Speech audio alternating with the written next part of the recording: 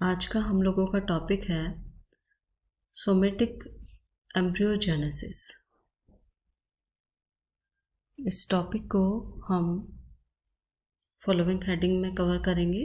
First है introduction and importance, second principle and third one is process और स्टेप्स। सबसे पहले इंट्रोडक्शन। एम्ब्रियोजेनेसिस यानी कि डेवलपमेंट ऑफ एम्ब्रियो। जो डेवलपमेंट ऑफ एम्ब्रियो दो मेथड से पॉसिबल होता है।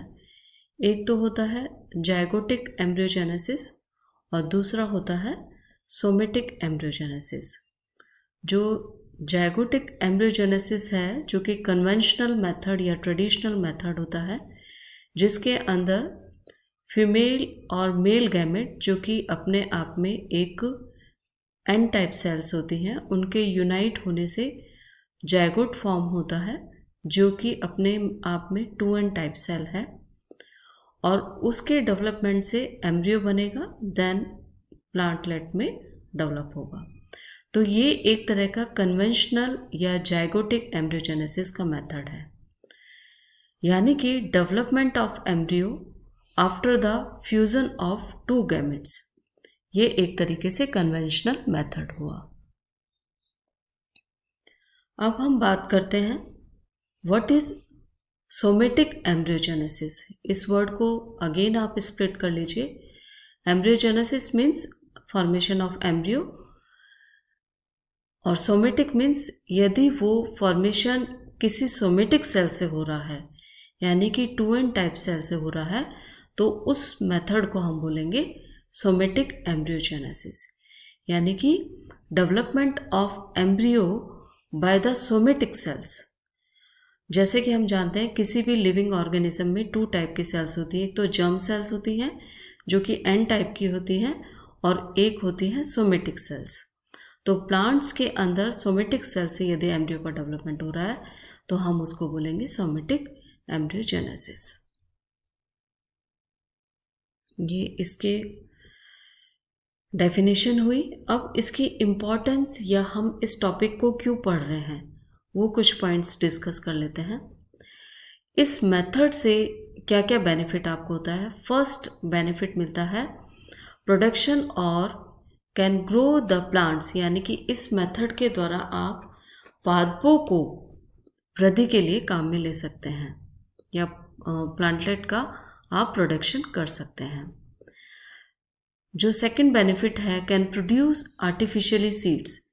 इस मेथड के द्वारा आप सिंथेटिक या आर्टिफिशियली सीड्स भी बनाए जा सकते हैं और मेनली वुडी प्लांट्स के अंदर ये मेथड को लार्ज लेवल पे जो है फॉलो किया जाता है और उनसे आर्टिफिशियली सीड्स को बनाया जाता है। थर्ड है जर्म प्लाज्म कंजर्वेशन मेथड, यानी कि इस मेथड को जर्म प्लाज्म कंजर्वेशन के लिए भी काम में ले सकते हैं, यानी कि जेनेटिक ट्रेट्स जो कि आपके एंडेंजर्ड स्पीसीज है या कमर्शियली अवेलेबल स्पीसीज हैं, उनका आप जर्म प्लाज्म यदि आप कंजर्व करना चाहते हैं तो उसको इस मेथड के द्वारा कंजर्व किया जा सकता है। फोर्थ है क्रायो प्रिजर्वेशन, यानी कि एक तरह का ये स्टोरेज का वे होता है, प्रिजर्व करने का एक तरीका होता है जिसमें आपको कोल्ड स्टोरेज में आप जनरली सीड्स को या किसी भी प्लांट के पार्ट को कंजर्व कर सकते हैं। कुछ फिफ्थ पॉइंट है to study the biotechnical studies के लिए, यानी कि कुछ टेक्नोलॉजिकल एक्सपेरिमेंट या स्टडीज़ के लिए इस मेथड को आप फिजियोलॉजिकल है या एनालिटिकल वे है, इस मेथड को आप काम में ले सकते हैं। अब हम जाने कि सबसे पहले इसकी सोमेटिक एम्ब्रियोजेनेसिस मेथड की किसने खोज करी थी। तो इन 1958 में स्टीवर्ट्स एट एल, यानी कि उसके साथ में कुछ साइंटिस्ट और थे, जिसने फर्स्ट टाइम रिपोर्ट किया था कैरेट के अंदर थ्रू सेल सस्पेंशन कल्चर के द्वारा सोमेटिक एम्ब्रियोजेनेसिस को फर्स्ट टाइम जो है सक्सेसफुली देखा गया था। नेक्स्ट इसका पॉइंट है प्रिंसिपल, या क्या मेन सिद्धांत है जिसके ऊपर ये बेस होती है। टोटीपोटेंसी जो मेन सिद्धांत है वो इसमें काम करता है। जैसे कि आप जानते हैं कि प्लांट टिश्यू कल्चर के अंदर इसी बेसिक सिद्धांत को काम में लेते हुए पीटीसी के डिफरेंट वेज को हमने डिस्कस किया है। तो इसमें क्या है कि सिंगल सेल इज फ्लेक्सिबल और इन ability in its developmental phase and can grow to produce all type of cells। यानी कि किसी भी सेल के अंदर ये फ्लेक्सिबिलिटी होती है या एबिलिटी होती है कि वो प्लांट्स में कन्वर्ट हो जाती है, साथ में उसमें सभी तरह की सेल्स को डेवलपमेंट करने की क्षमता होती है। तो यही सिद्धांत जो है, जो कि प्लांट टिश्यू कल्चर में काम में लिया जाता है, सोमेटिक एम्ब्रियोजेनेसिस में भी काम में लिया जाता है।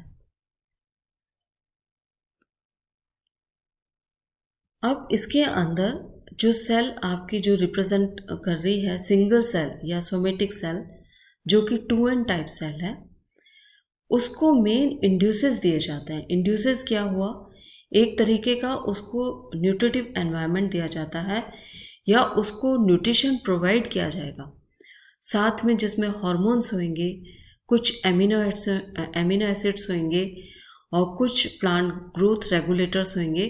ये सारे इंड्यूसेस की तरह काम में करेंगे।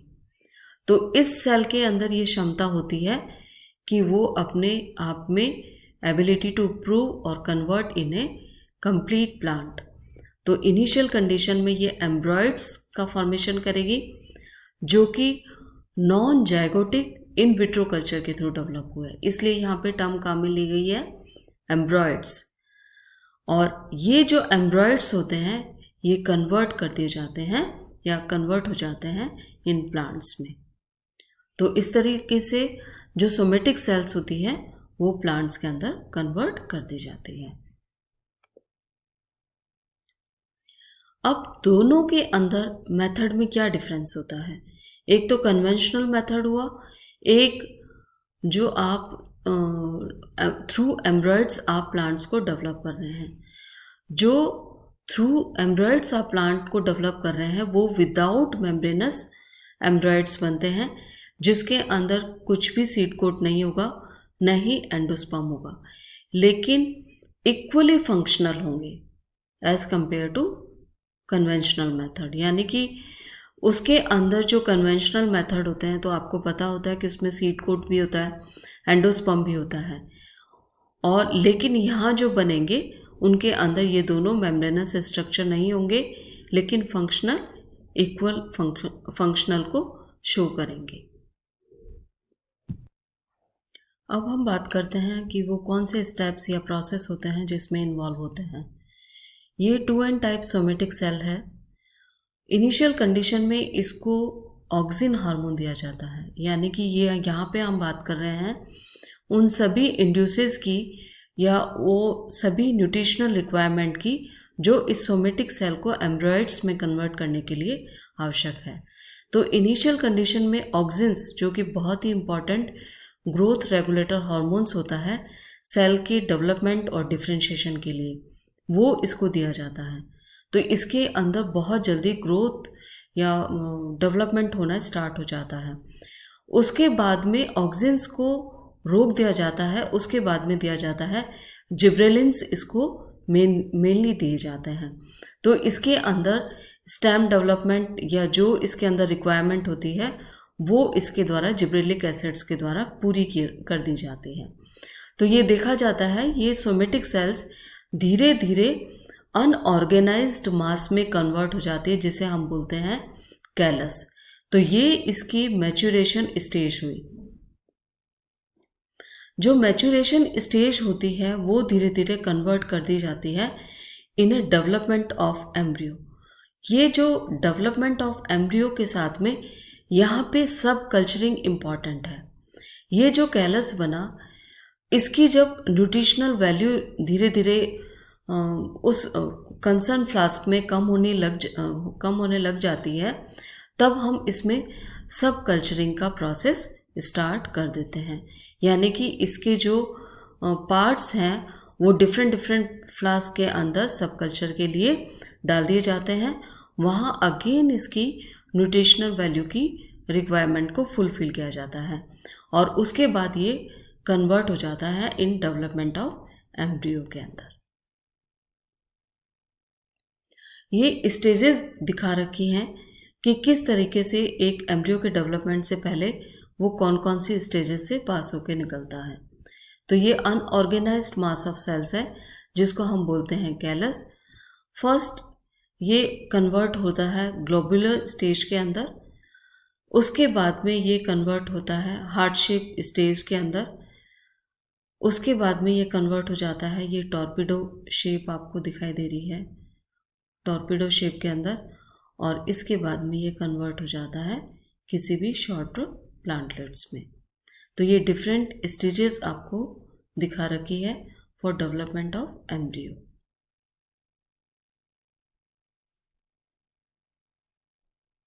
अब इसके अंदर जो मेन प्लांट टिश्यू कल्चर का रोल आता है या सोमेटिक एम्ब्रियोजेनेसिस का रोल आता है, वो ये होता है कि किसी भी स्टेप को अंदर या किसी भी स्टेज के अंदर आप उसको पॉज करके उसको आप प्रिजर्व कर सकते हैं और फिर उसको आप आर्टिफिशियल सीड के अंदर कन्वर्ट कर सकते हैं। तो ये इसका मेन बेनिफिट इसके अंदर देखने को मिलता है। तो artificially seeds can made at any stage और कैन प्रिजर्व द एम्ब्रियो। ये कोटेड होते हैं, जो कैल्शियम कोटेड होते हैं उसमें आप प्रिजर्व करके रख सकते हैं। तो ये बहुत ही इम्पॉर्टेंट बेनिफिट होता है सोमेटिक एम्ब्रियोजेनेसिस का। अब हम बात करते हैं कि वो कौन कौन से टाइप्स हैं। तो मेनली दो टाइप्स होते हैं, एक तो डायरेक्ट और दूसरा इनडायरेक्ट। जो डायरेक्ट मेथड होता है उसके अंदर कैलस नहीं बनेगा, यानी कि not involve the development of callus, यानी कि डायरेक्ट डिफरेंट स्टेजेस के अंदर वो पास हो जाएगा विदाउट कैलस। इसका एग्जाम्पल है इन पीनट। और दूसरा जो इनडायरेक्ट मेथड है उसके अंदर सबसे पहले प्रोडक्शन ऑफ कैलस होएगा और उसके बाद डिफरेंट स्टेजेस में जाएगा, और ये मोस्ट कॉमनली यूज़ किया जाता है या अकर होता है। इसका जैसे एग्जाम्पल है कॉफ़ी। अब हम बात कर लेते हैं कि इस मेथड की क्या क्या बेनिफिट्स होते हैं। तो फर्स्ट है rapidly grow by the artificial seeds को आप रैपिडली ग्रो कर सकते हैं, बना सकते हैं।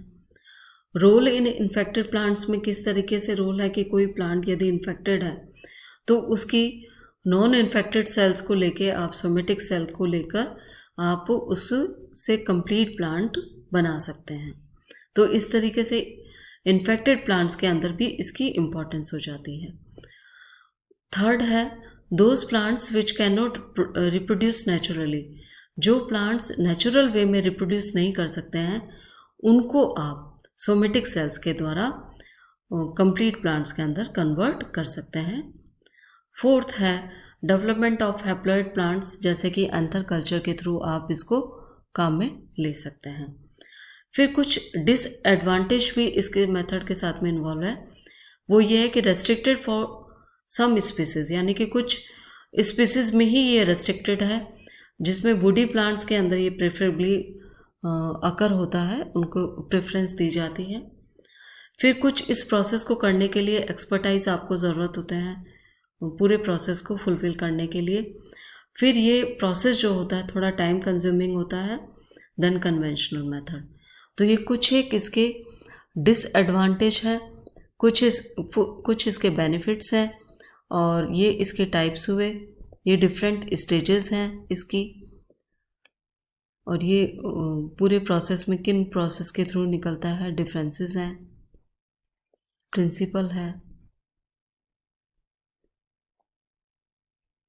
इस तरीके से ये आपका पूरा सोमेटिक एम्ब्रियोजेनेसिस का टॉपिक कंप्लीट होता है। Thank you.